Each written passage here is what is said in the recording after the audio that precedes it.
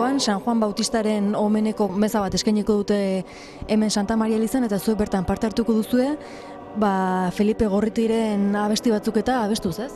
Bai, Felipe Gorriti eta Eduardo Mokorarena. Zati garrantzitsuenak izango da Eduardo Mokoroak garai batean egindako meza. Pentsatuta zuen meza hau San Juan egunen interpretatzeko, jotzeko, baina bere iraupena zela eta beste egun bateak aldatu izan. Tradizionalki Tolosan betik Immaculadaen egunean ospatu da meza hau. Bere momentuan garrantzik handiko mezak izan zen, aldaketak izugarrik importante liturgian aldetik izaten dute zekarren meza honek, eta Tolosan tradizioa bihurtu zen. Immakuladen egunen, gare batean eskolako ikastetxe ume guztiekonak etortzen ziren, meza hau pentsatuta zeon herriak parte hartzezala, eta zenbazatik herriak abesteko aukera dauka. Tradizio horrek galduta dago. Edadeko jendeako haindik beran kantatzen du, baina gehien bat korua kantatzen du.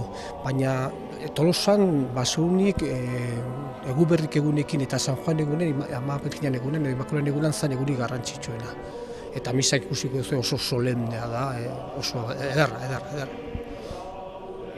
Jende asko osatzen duzu, ez? Koroa, bai musikaletik, bai ahotsaletik? Bai, koruan egia da oso giro jator dugu eta inoiz baino jende gehiago momentu honetan gaudek abesten.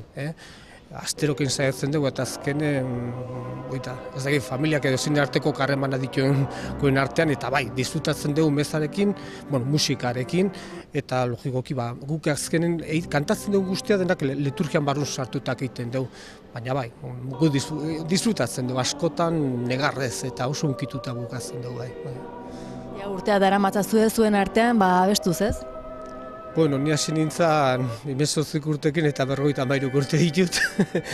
Baina bai, mota guztietako, edade guztietako jendea dugun. Egia da, garai batean, baduelak 15 urte hola, momentu batean ikusi honun, galtzeko zorian geundela. Jende edadeko, abeslariak gehienak edadeko jendeak eta orkestrakideak ere bai, edadeko ziren.